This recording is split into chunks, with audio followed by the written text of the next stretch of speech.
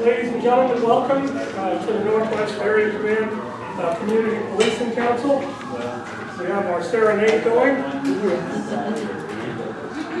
We'll let them get out of the way.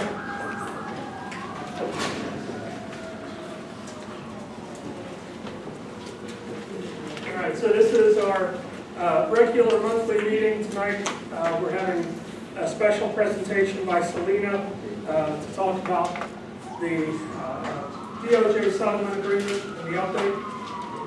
We meet here the second Monday of each month. If you folks are interested in coming out, it's open to the general public. We'd love to have you come out, bring your ideas, bring your thoughts about what's going on in our community. We look for as much input as we can get. With that, I will turn it over to Selena. So let me first tell you a little bit about Eric. Eric's our chairman for this CPC in the Northwest. Eric, you've been chair for about a year? Yeah, about a year. You guys want to introduce yourselves, the members? Please just stand up and say your name. I'm Judy Cannister. You don't have to. I'm Dave Dunlap. The purpose of these councils are specifically to garner feedback from the community. They're the bridge between APD and the neighborhoods. Things that you might not feel comfortable taking directly to the police department or maybe to the civilian oversight agency come to these independent boards. And it's these board members that will hear those concerns, help you make recommendations, help you make actionable change, and really from there it gets voted on and passed up directly to the city or to APD.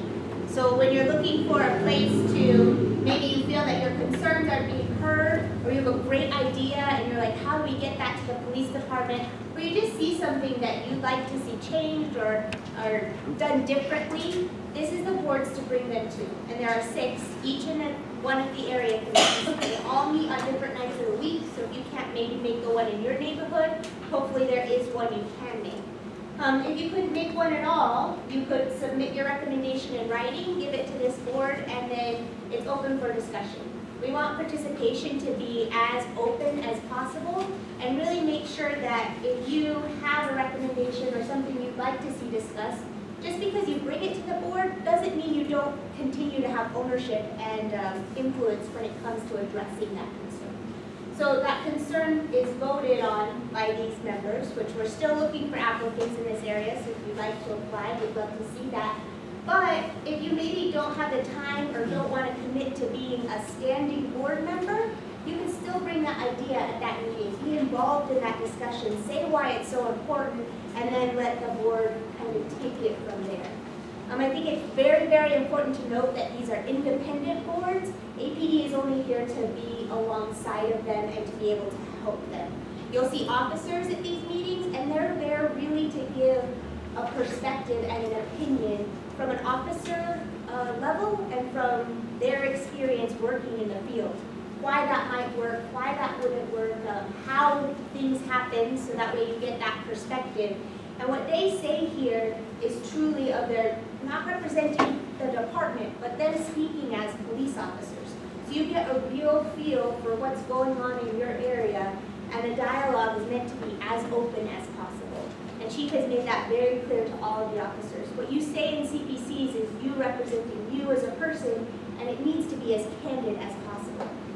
This is our agenda for my presentation. I want to get through it as quickly as possible so that way we can have that open dialogue and there can be lots of question and answer time. We're going to go over the policies that have been passed per the settlement agreement and influence the settlement agreement. A new way that you now have a chance to provide some more feedback into those policies. All the training that's been done in accordance to the settlement agreement, our current compliance, where we stand, our community policing councils, we'll talk a little bit more about those, where we're looking for increased community involvement, and then we'll leave lots of time for question and answers.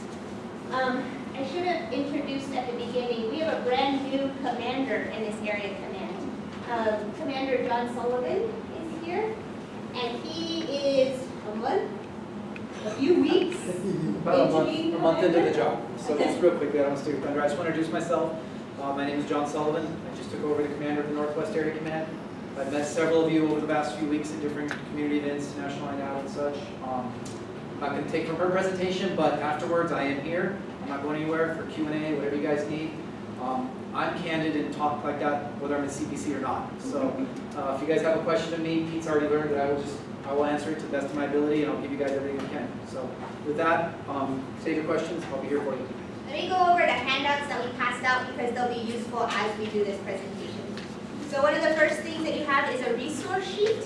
When you're looking for a link or maybe a contact number that's in the presentation, it's here. And if you don't maybe find it, one of the things that will come up is I'm going to talk a little bit about Nicole Chavez-Lucero, who is going to be specifically helping with the CPCs.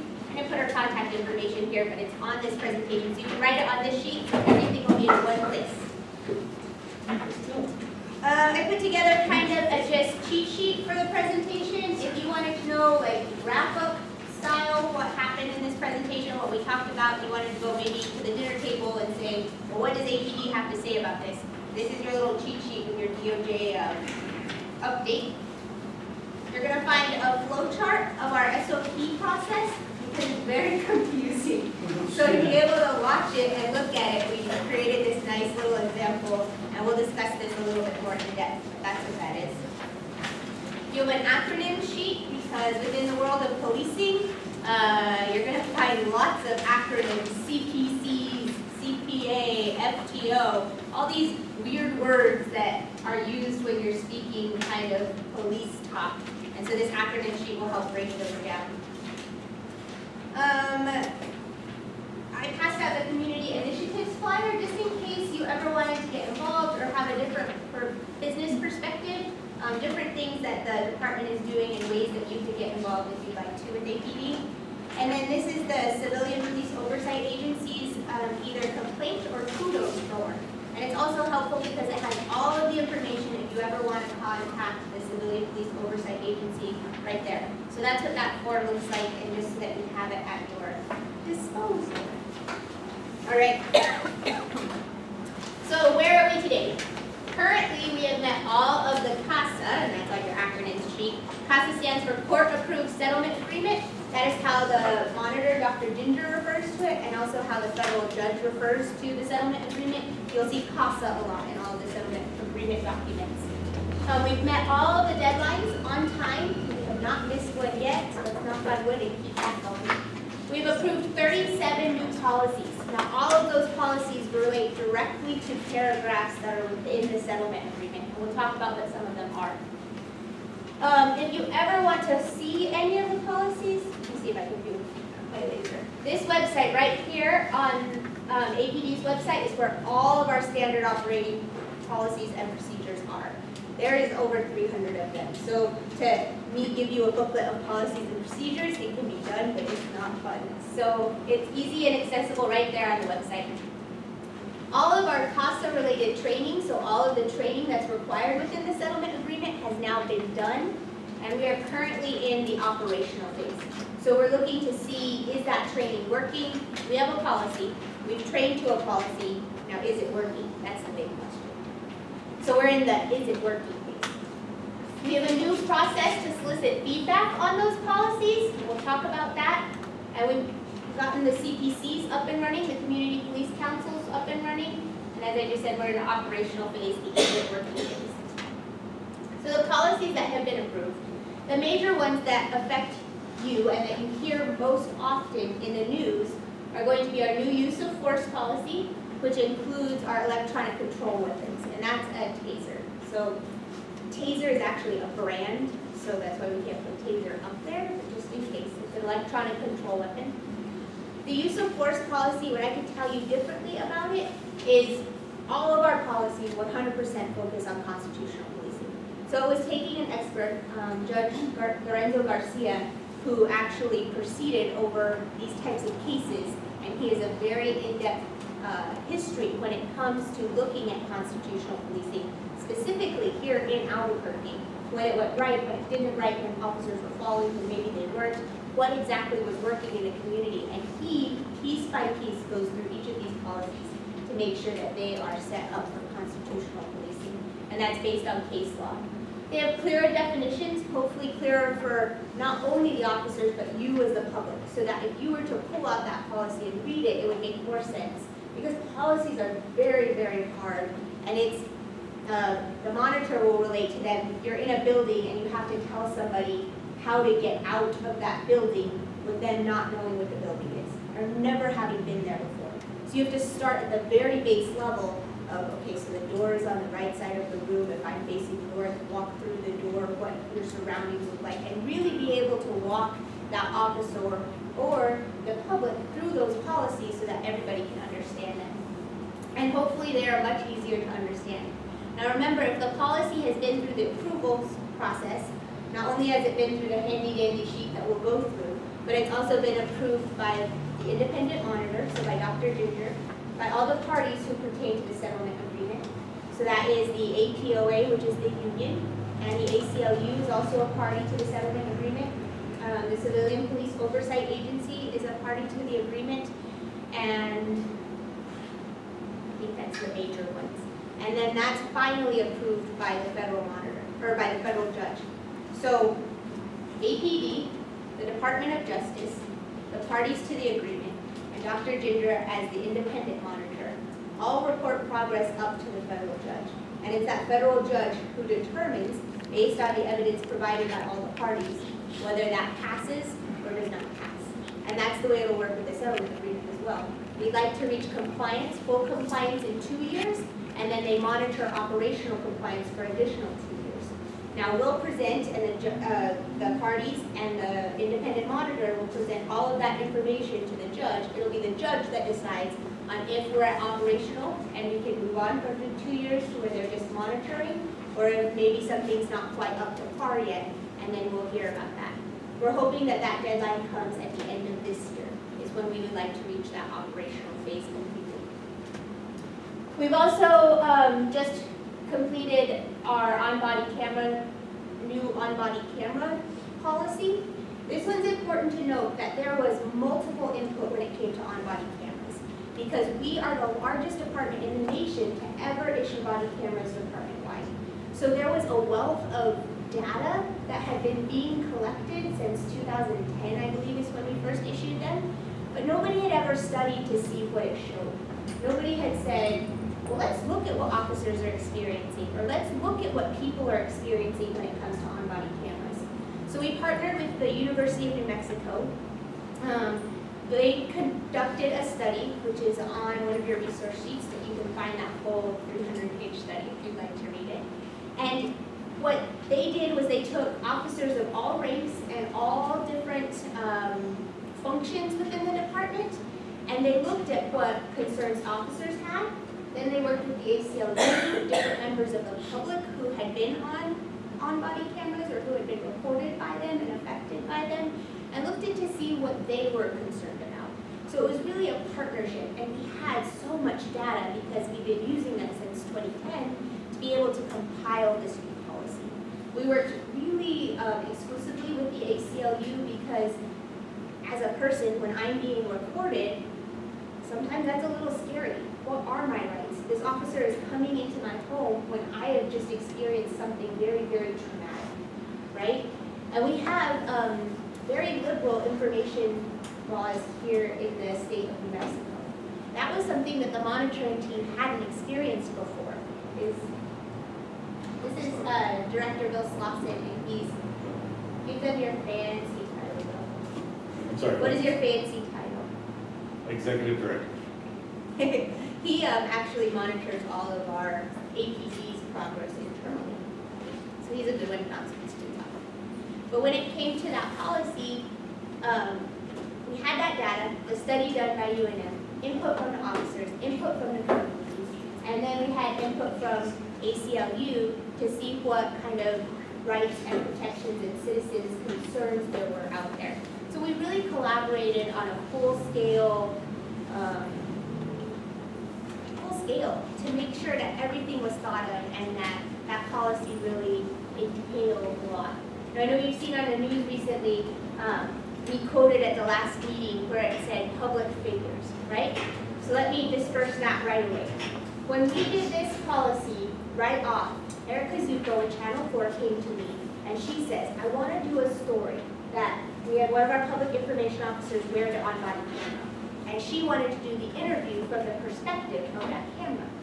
She goes, not in this market, but in a market I lived in before. She's a public figure. She's a woman. She also lives by herself.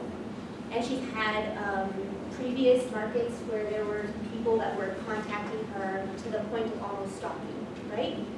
So if Erica was to call the news, or call police, and say, you know, this is happening at my house, I just had a suspicious person, somebody almost break in, the officer is required to be reporting that whole time.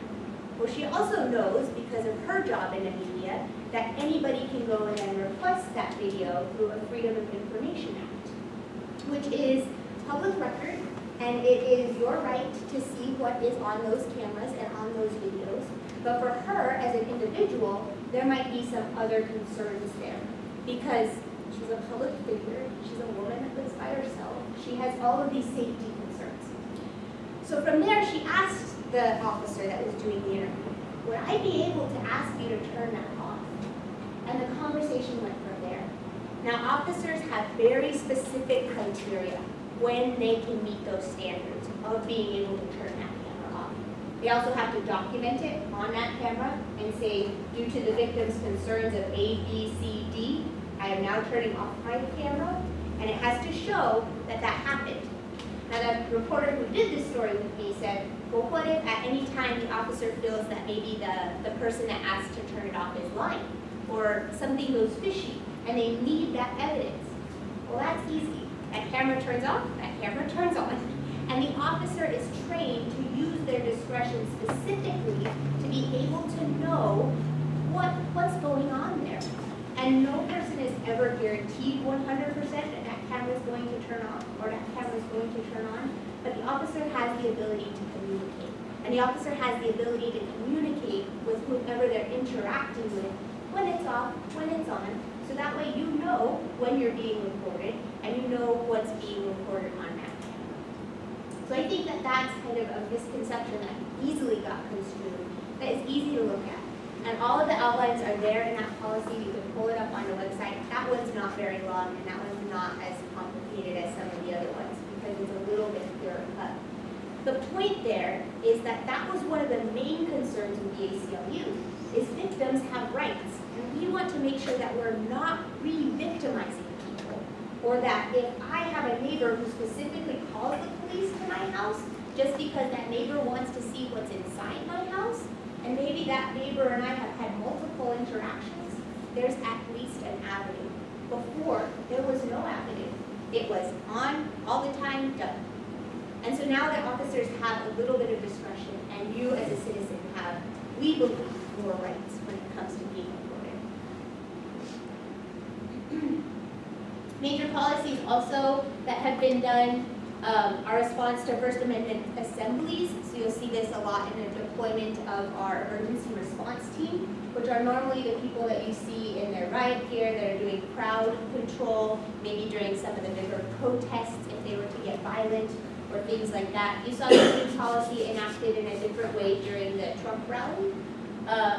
We're still looking at how that was enacted during the Trump rally, pros and cons, what could have been done differently, but that was the very first time we had deployed this policy.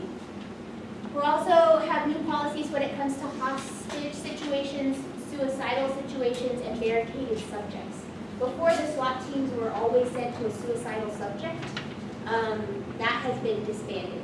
So officers are or the SWAT team is no longer sent to hover around a suicidal subject. We send in our crisis negotiators, we try to make contact with families. The concern there was that maybe sometimes a SWAT team escalates that situation, and we always want to focus on de-escalating those situations. Our tactical teams have new policies, and you'll read in the monitor's report that he says those are some of the best he's ever seen in the nation. So that's a really good thing for APD. And you'll see that our tactical teams, I would hope you're seeing, have better outcomes when it comes to on the streets. So the SWAT situations are lasting much, much longer, but that's because the whole time we're de-escalating. The whole time is focused on talking. Not only will you get a SWAT team with the resources that they have and the tools that are available to them, but now you also get our crisis negotiating team. And those are the highest trained officers in de-escalation and really looking at some of those addressing some of those crisis situations, whether it be mental health or suicide or maybe some drug-induced mental issues that might be going on. And they really have unique tools. The other day we actually sent in one of our robots with a cell phone that was FaceTiming. So we were able to talk to that individual via video and really interact with the individual to get them to come out of that house and to get them to come out peacefully so that no force had to be used. And that's the outcome that you want to see all the time, if possible. And then our personnel code of conduct, we just really revamped that, cleaned it up, scrubbed it, make sure it's what I think the community would like to see. Okay, here's our crazy process of going through standard operating procedures or SOPs. Let me get mine in front of me. So you have an existing policy or SOP. It then goes to the newly created Office of Policy Analysis. Within that Office of Policy Analysis, you have subject matter experts. You have Judge Garcia, who looks at best practices from across the nation. You have the Mental Health Advisory Committee, so that they're looking at it from their perspective and the knowledge and resources that they have available to them. And then you'll have other stakeholders within the settlement agreement. So the Civilian Police Oversight Agency has seats on those boards, and so do anybody else that would have input directly into that policy. Out of that office, you become hopefully a new or revised policy. From there, it goes to the SOP Revision Committee, and that is a bigger subcommittee to where it's expanded out a little bit more input, because at that time we fine-tuned it enough to where we think we have the meat and potatoes, and we want to share the meat and potatoes with those that need it to be able to make sure that it makes sense to everybody. Then if it's passed there, it goes out to the department through a network that we call Power DMS, so that every single officer has the chance to look at it, read it, see if it makes sense, and see if it makes sense on how they would do things on the streets. So I mean that in the way that if the policy is written for it to be applicable to the tools that they have, not so much from the constitutional perspective. We're not looking for officers' opinions from the constitutional perspective. We're looking from, does this make sense with the tools that you have and the accessibility that you have to be able to do the job? And then there you comment from there. It goes into that final draft, and then it goes back to our Policy and Procedures Review Board, where we have citizen input from our stakeholders, and again, input from the Mental Health Advisory Committee to see what those final revisions look like. It goes one more time to the Office of Policy Analysis, because they are again looking at best practices across the nation. Does this meet those standards?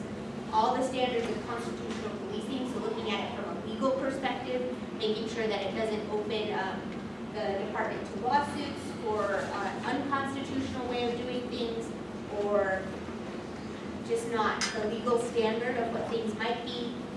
Then it's finally reviewed by the city attorney and the chief of police. If it is a settlement agreement policy, it then goes to be reviewed by all the parties, so that would be the Department of Justice, the independent monitor, and the ABQ, or Friends of the Court, which involve ACLU and the union and all the parties that we talked about prior to this. And then if not, it goes back up and we are done with that policy. Now, we are entering the 6-month review for most of these policies, and that's where our Office of Policy Analysis is asking for your help. So any of the policies that have to do with the settlement agreement have to be reviewed every 6 months. After that first 6-month review, then we're going to review them every year. Now the goal there again is we have a policy, we pray to the policy, is it working? So the Office of Policy Analysis is collecting that data from the field, from the officers, from the community, and it goes to this office to see, is it working? Is something maybe amiss in this policy? Are we not doing enough? Does it go far enough? Does it go too far? Are we seeing the outcomes from individuals that we'd like to see? Are we seeing the outcomes from officers that we'd like to see? They're also looking again on those national standards, because policies right now in this day and age of policing are changing very, very quickly. So, I mean, we could put out a policy tomorrow and then Houston changes theirs and we're like, ooh, we like that Houston did, let's bring that in. So that would happen on that 6-month review. The Office of Policy Analysis is also collecting information on lawsuits, officer injuries, and trends data. So that way we can look not only at APD, but across the nation on what's being seen on the streets and what's being seen when it comes to policing. Here is how you get involved. I don't think I passed that form out. I left it at the office. I'm sorry. This form is up on our website, right here under standard operating procedures, along with the schedule of when the policies are to be reviewed. So this new form that we've created is on that website. You can print it out, you can mail it to us, you can bring it to the CPCs and they will take it, or you can email it to, her name is Kara Garcia, and she's in charge of the citizen impact of the Office of Policy Analysis. So you would put, what's an issue? I don't like the way the policy phrases this, or this is not clear to me as a citizen. And you would put that in this recommendation, what your recommended change might be, or what you would like to see happen with that policy, and then that's generated back up to the Office of Policy Analysis.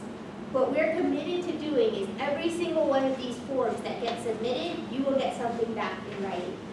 What we're going to do with the ones that come from the community is we're going to take them to the community policing councils. The community policing councils are going to then mull them over, look at what they think, whether they concur, whether they have more questions, have that open dialogue and discussion, and really help narrow it down so that it's independent input, which is then sent to the police department. When it's sent to the police department, it's sent directly to the Office of Policy Analysis, and you would hear back from them what was accepted, what maybe, like, if a concept was accepted but the wording was changed, how that happened, or if something was denied, why it would have been denied. Maybe that was a really good idea, but it hasn't worked in Houston and there have been lawsuits saying so. So that communication would come directly back to you if you were to submit some input on this. Selena, do you have a copy of that? Because I can't even read the I'm sorry. internet address. I printed them and I didn't bring them with me. I'll go print some in a bit. I'll let these, I'll let the commanders speak at the end of the meeting and I'll go make some printouts. Peter will print them up for you, Selena, if you want to email them to him, he'll print them up for you. They're, These are actually on the Can you police make a website. print up of your whole program? Can you make a print up of your whole program? DP, we talked about it. I'll get them to you at the end of September once they've all been done. No, well, you're making a copy for that lady. Can you make us a copy of the complete program? I don't have this on the internet. So this is on my laptop and it's not connected to that. Okay, so how are you gonna make a copy of that? So we're going to talk about the training that has been completed. All of the training due to the settlement agreement has now been completely done. We went through use of force training. All of the officers, so our 855 police officers, all the way from the chief on down, have completed our new use of force training. That's an additional 40 hours of training. And what I think is important for you to hear about this training is it was the first of its kind to be implemented at APD. You do 3 days of classroom because you're getting to know that brand new, very, very important policy. But you're getting scenario-based training. So they take the officers into a classroom and they have actors who know the scenario, work that through with the officers, while the other officers are watching. So you're able to introduce differences and introduce things that might happen in the field that really challenge their critical thinking. And that's what you're role-playing in that classroom. You have the officer, you put them in this high-stress scenario, you have the player who knows what they're supposed to do and act and interact in different ways. You play it one way. An officer has a question. Well, what happens if this would have happened instead of that would have happened? Well, let's play it again. And you go back and forth and around until every possible scenario within that new use of force policy is played out. So what they're trying to do, and I think what most of the officers will tell you they were very successful in doing, is getting them to think critically and getting that in a safe space, in a scenario where they could ask questions. Okay, wait, stop. What do I do here? And the officer can ask the trainer, what do I do here? What happens if this happens? And really play that through so that there's a better understanding of the policy in totality, but you also have the ability to take that breath and say, wait. Because you don't get that in the field. You don't get to say, do over. It doesn't happen. So we want to make sure every single one of those scenarios are played through in that role-based training and that scenario-based training. It's also lots of hands-on, like interacting, so that if it was me and Commander Sullivan, he would be physically touching me so that you can train people to do it correctly. Is it always going to go that way in the field? No, things happen very, very quickly.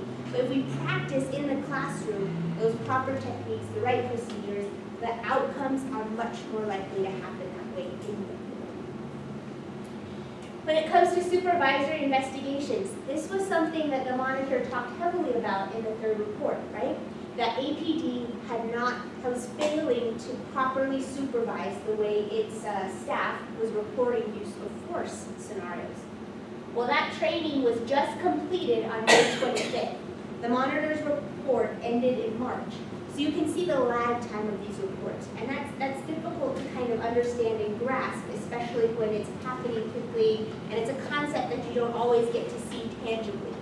So as of now, all of our supervisors have completed that new training. It's a new form that they have to fill out. We're working on templates so that it makes it easier to fill those forms out. Because if not, the supervisor before was just writing a research report on what had happened in that scenario, how it unfolded, interviewing the officer, talking to them, and maybe the tangible data wasn't there that we needed to be reporting or really critically looking at. And from supervisor to supervisor, we know if I write a report and Nicole writes a report and Hannah writes a report, those reports are going to be a little bit different. We want to standardize them to make sure it's gathering the information and to make sure that the supervisors are checking the boxes and asking the questions that they need to be asking. Can I ask a question in that regard? These supervisory investigations, at what point does internal affairs kick in? So if it's a serious use of force, we now have what we call CERT and ERT, and those should be on your acronyms. CERT is the Critical Incident Review Team, and ERT is the, what does it say in your acronym? Investigative review team. Thank you, Commander. Investigative Review Team. So a serious use of force, will you, Commander, walk me through what exactly is a serious use of force? There's several things are outlined in the court-approved settlement agreement that are serious use of force. And all of those are going to go to IA, and to answer your question further, Mr. Minelli, all uses of force are going to be reviewed by IA. I just completed one today that wasn't a serious use of force. It was a use of force, and I forwarded to the Lieutenant of the Internal Affairs Bureau, who will review it for thoroughness, send it back to me if it needs corrections or not.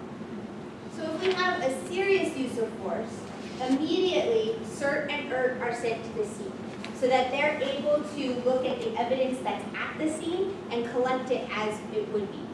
Prior, it was the sergeant who was on scene who may be involved that would have been looking at the use of force on that scene. So now you have independent investigators with expertise in that field to come and look and review how that incident unfolded, document it. If there is any immediate policy violation that is a huge red flag, we'll take, for instance, you guys heard about the cadet that reported the 2 officers that had beat up a homeless man. That's what they did. Beat up a homeless man, and the cadet reported it to the chief. That is an obvious red flag. So right there, immediately, IA would be able to come in and review it. If it is a serious use of force, but there are no major red flags, CERT and ERT continue their investigation. Once those investigations are completed, all of the witnesses have been identified and interviewed, the officers have been identified and interviewed, the body camera has been reviewed, the policy's been looked at. Once that investigation is completed, it is then sent to IA for review. Where do we get all this money for all of these people that are doing all of this overseeing of the police force, and yet we don't have enough money to get enough police people? You know, we can talk policy all you want to, but until you got manpower to really be able to do everything that you're telling us we're doing and everything else, or you guys are doing, you know, it seems as though, sounds like Santa Fe. I hear that. But you have to understand that we're in a settlement agreement. And says APD had a practice of excessive force, and we have to fix that. So for 2 years, we have to put in place those mechanisms to make sure that we're fixing that. And to fix that, we have to have these teams and these investigators and these processes to make sure that they're reviewing, holding officers accountable, holding the public accountable. So it's a toss-up. And APD has a budget. We have to use what we have within that budget to implement the resources necessary. I think it's also important to note that you have 412 officers who are in the field. That's the same amount of officers that you had before the settlement agreement, and that's the same number that has been there throughout. So, Do you have the same rate of crime taking place that you had before you had the Department of Justice come in? no, you saw that this last year crime increased a little bit. You saw that across the nation. So you have to look at what factors those play into. And I think that you would see We that were there's on a top of a multitude lot of of that factors thing, that a would lot play of into that. negative things. So, So, that doesn't mean that we are in comparison to the rest of the country. but that's the trend across the nation, right? So you can't dismiss that that's a national trend and that's the way that it looks across the nation. You also have to look at the things that play in our community. We have a new 10-day rule that went through the DA's office. We look at repeat offenders and the way bond is set now. We've looked at all of those things. And actually the mayor now has an independent investigator that's looking at that why. So we'll see what that study shows. I'm not sure what it will show.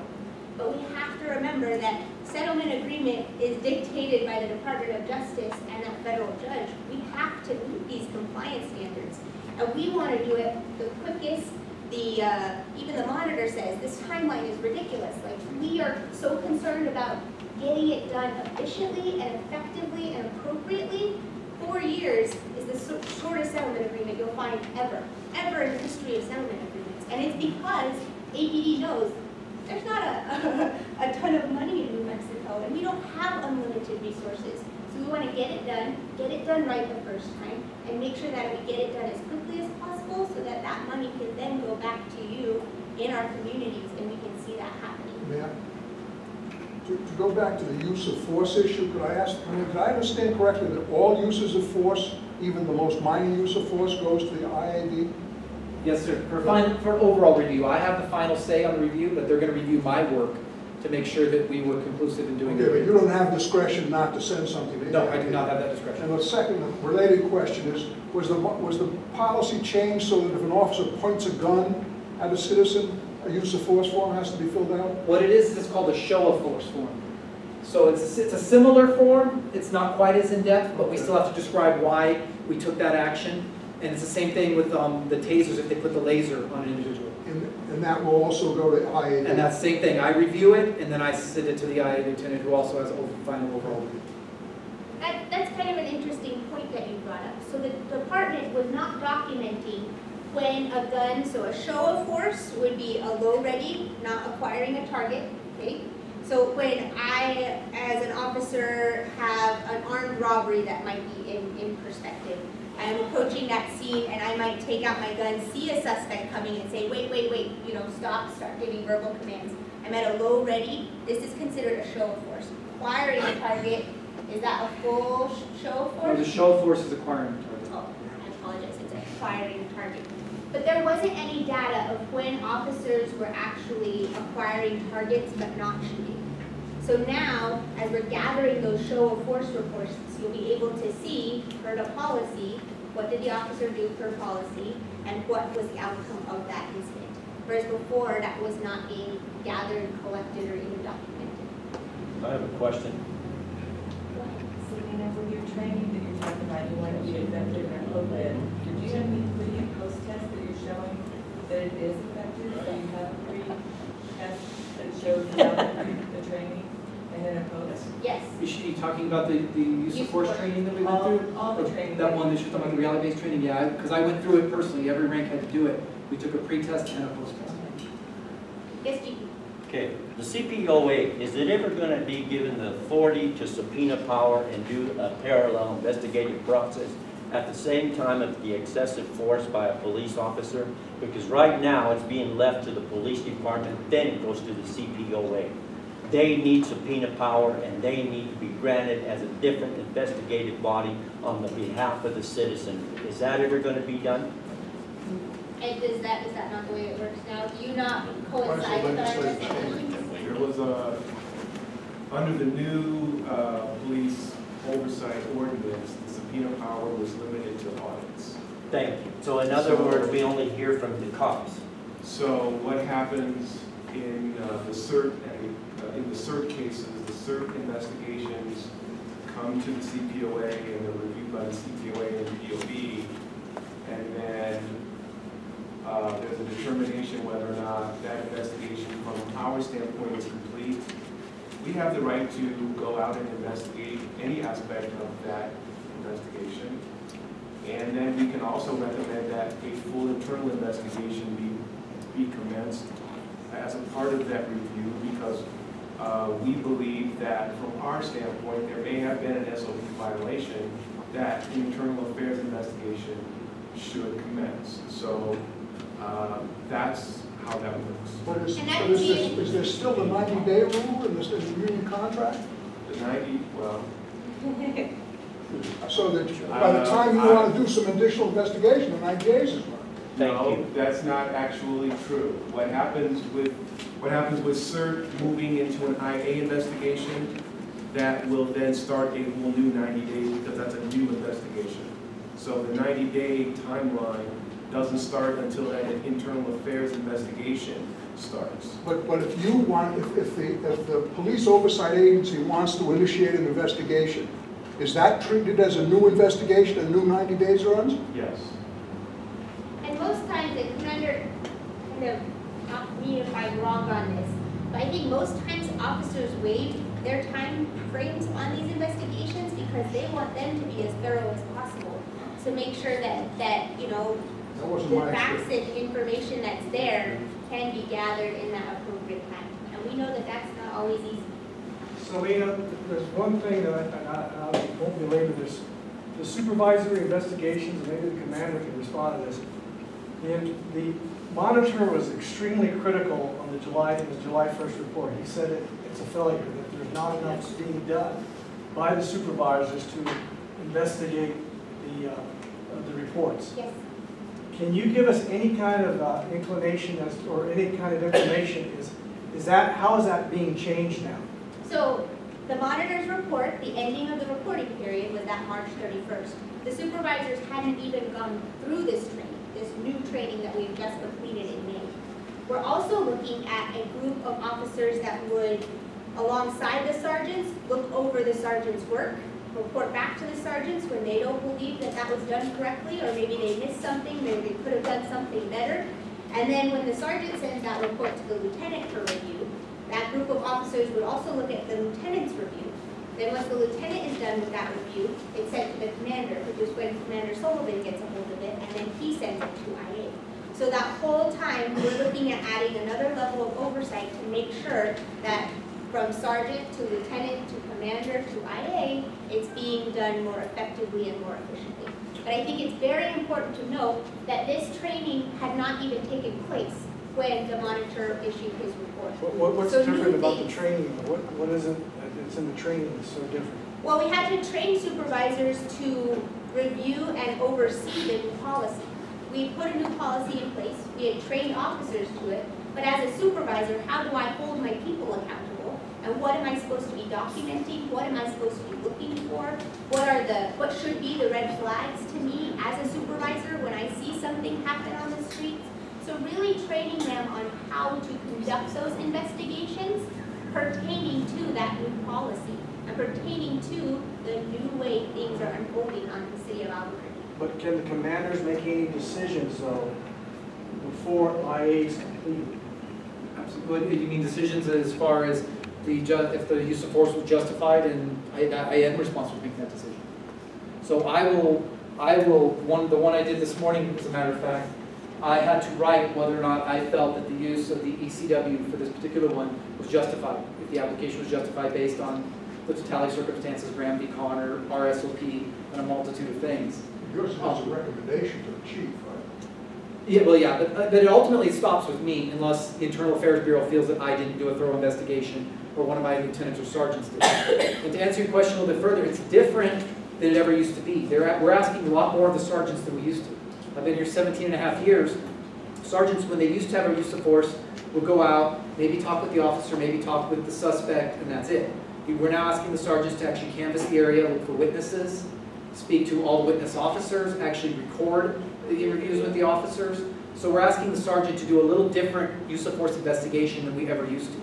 But you don't have to wait for internal affairs to make a decision to maybe impose suspensions or disciplinary action? Well, yeah, it depends on the level of the situation. If I uncover a lower level policy violation, I can impose training, maybe send the individual back to the academy or send them back for some sort of type of training. If it's a high level infraction, I could relieve them of duty. I mean, if it's super high level. But as far as full-time suspension and everything else, like all employees, they have their due cause, so it would go through the chain of command. Okay, thank you very much. You're welcome. Now, let me understand this. You want the citizens of Albuquerque to believe that a police officer is going to write down on his report that he pulled his gun, and yet under the new video cam usage, it's up to the discretion of the officer whether to turn on that video or turn off that video?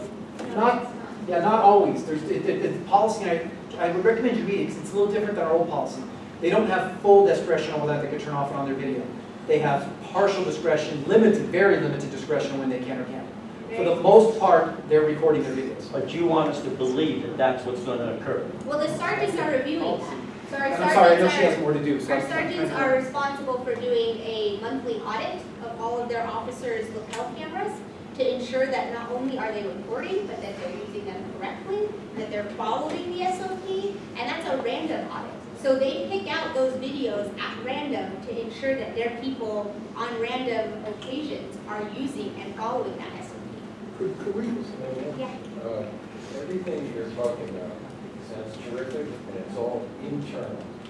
At the same time, we've got things talking about more recently, APD has refused a journal request to provide video of an incident in which a police officer shot and killed an assailant after a standoff in his market. I don't even know you. Initially, APD simply ignored the newspaper's request. The department last week released dispatch records and 9/11 audio, but still refused to provide video. The spokeswoman cited an ongoing investigation. So what you all have is this neat little box in which you say everything is working terrifically, but you wrong-foot everything that is outside the department. So when it comes to ICRA, you have to follow the legal standard. With use of force, especially officer-involved shooting cases, you have to make sure that any and all witnesses have been interviewed in that investigation prior to the video being able to be released. Because when you release it to the media, everybody sees it. Not Dennis Humphrey, you release that. And you can look up the timeline. And I'll look it up with you. And so you have to be able to make sure that every single possible person who can add information and tell a different side of that story and make sure that we're holding our officers, our department, everybody accountable is canvassed and able to comply with that investigation. And that's not APD standard. That's a legal standard set by the state. And we have to follow that legal standard set by the state.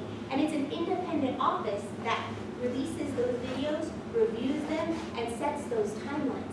So those aren't APD's timelines. That is our ICRA department and the city legal timelines.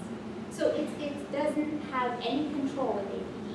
Then you all need to go to them because what's happening, whether anybody likes it or not within your department, is there's plenty of camera phones out there. you speak up a little? Can you talk up? Speak up. There's plenty of camera phones out in the real world, and they're going to be recording a lot of this stuff, just like it's happened all over the country already. And you guys need to be out there faster. That's all there is to it. And however you get there, otherwise you just look like you're still involved. Just so I understand this, that's a good point. Thank you for that. When you said it took up to a year, is that what you said? Not that particular one. I was reading through Okay. it. Is it possible that you have a list of witnesses, people that you have to interview, and it's taking you a year to interview all those people and get all those people who are actually on the list that's there already? In other words, are you checking them off the list and it having to take that long by the time you've gotten through everything and now you can release? Is that what I'm So hearing? prior to CERT and ERT being implemented, it was our homicide unit that was doing officer involved shootings. Our homicide unit, as you all know, in the city of Albuquerque, has a very busy job, right? So when you came to officer involved shootings, those weren't always the highest priority for when you have a suspect who might be out on the loose, and you know, it's a very dynamic situation because there's only so many investigators when it comes to that. So now you have two specialized teams who focus on officer involved shootings. They're able to get them done more quickly. Those are the cases that they specify on and that they are focused on conducting, and that leaves homicide to do homicides so that they can work those active crime scenes in the city of Albuquerque. Each crime is dynamic and different. So we had an officer-involved shooting which included 10 officers. It happened in the middle of the day on 63rd and Trujillo, where everybody was coming home from work. All of the neighbors were out in that area. I think it took us 3 months to canvass and interview every single neighbor in that area. Okay. And then to set up each of those interviews for each of those officers, they have to have their attorneys present. It's a process. So that was to actually get the list of possible witnesses. I think To 3 can- months when you say to canvass. complete all of those interviews, to finish that in its entirety. So to compile that list, make sure that we had exhausted all resources, and to actually do those interviews. Ma'am, could I just want to change the subject a little bit? I miss your chart there for the process for approving SOPs.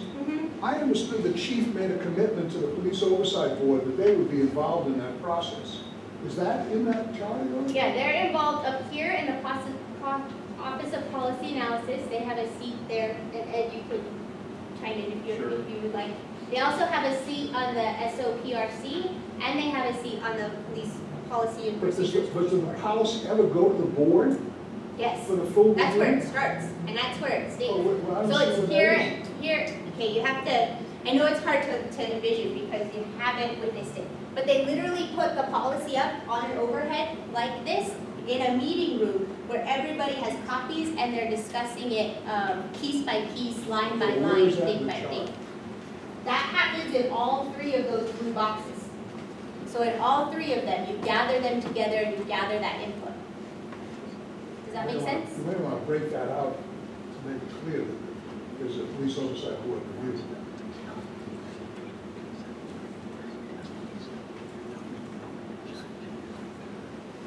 Our officers continue training. Our officers have also undergone what we call community and problem-oriented policing. This we acclimate to cultural sensitivity policing. We know that in Albuquerque, we have a very unique set of cultures and a unique blend of cultures. We also experience things differently here in Albuquerque that we might not see in Houston, or you might not see in Arizona, or you might not see in other places. So it's looking at what do our neighborhoods look like where you're patrolling, what's the average income, what's the problems facing those communities, what do they deal with on a daily basis, and making sure that officers are breaking that down and looking at that when they're investigating and in those neighborhoods and policing in those areas. That was completed in late May. Right now we have primary compliance on more than 60 paragraphs. That was the actual monitor's report. So that's Dr. Ginger saying that. And that puts us at about 29% of completion within the settlement agreement. The end of the next reporting period just ended in July, so now we are in the process of submitting all the data of what we've accomplished from March through July to the monitor and to his team, and then we'll also submit that data to the federal judge so that he can review it as well. And then the next monitor's report will be out in November, and it will cover from March through March, April, May, June, through June. So when you see that in November, note that that's the progress that the monitor is reporting that happened since June, and obviously we'll be in November at that time. You can read any of the monitor's reports, APD's reports, or any other of the documents, which means the on-body camera study. We did a study on a staffing plan. All of those are up on this website, and that's on your resource sheet. Let's talk a little bit about community policing councils, because because to GP's credit, when he's asking about, well, CPOA, who oversees that, those are ideas that can be brought to these boards. And then they would be discussed within the community, or if you'd like to see No, you something can't. different within those types of Excuse me. operations, You you can't can do bring those to that. those boards. No, you can't. You've excluded me from the CPA of the North Valley because of your processes. You're asking me to go to a secondary process application to people that won't even listen to I'm me. not Let me asking you to finish. do anything. These are Finish. independent boards that have their policies and Right, procedures. but they're being reviewed by the OMAs, and the OMAs are not an effective for the citizen police boards, and you know that. I don't know what an OMA is. Open Meetings Act. They are asked to look at the Open Meetings Act. Yes, and follow them as and guidelines. until that occurs, you're asking us to go to a board that has closed their doors to the Hispanics in the North Valley.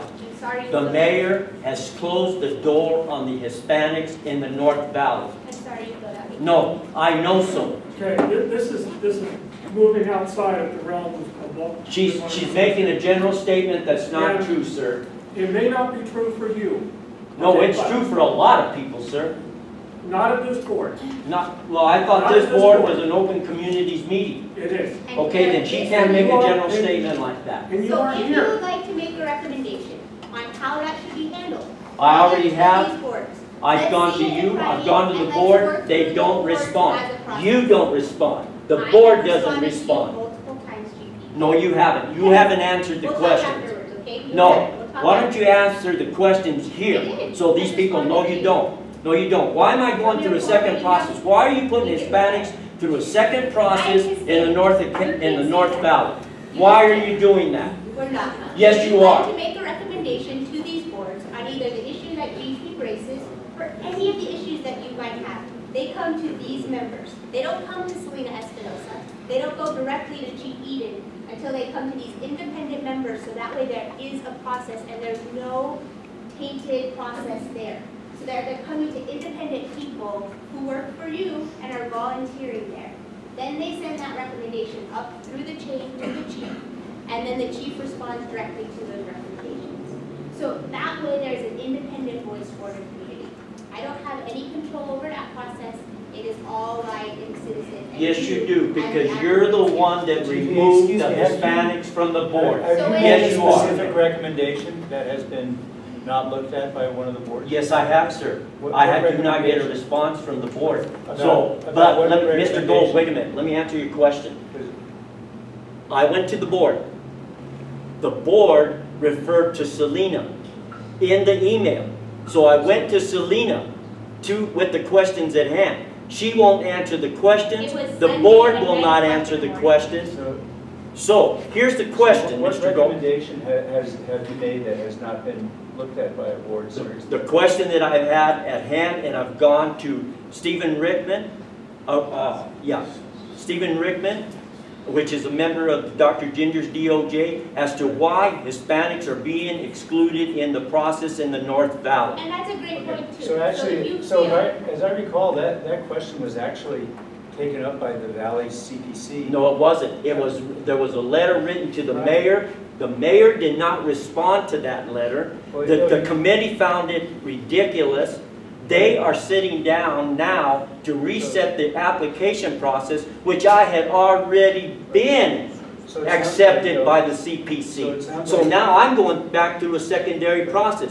Why are Hispanics being put through a secondary process, Mr. It's Gold? a great question. Yes, that's a And great in fact, question. It's such a good question. that Get the Valley answer, CPC but you gotta go to Barry to get that Sir, question. sir, please. Yeah, they've actually He's asked making me the- very uncomfortable. Yeah, they- His hostility and his game guard. Well, why don't you get arrested by an You're APD making me officer and I don't see do how anything to uncomfortable it actually is? arrest I know. somebody. You're Stop. making me uncomfortable. I'm Let's sorry stop. I'm making you uncomfortable, man, but this is an uncomfortable situation because people are getting shot by So I think APD. that's a good perspective. If you have an issue that you don't feel is being addressed by either the councils or by the settlement agreement, that's why we have an independent monitor. You can take those issues directly to that monitor and a monitoring team, and they can hear them and reply back.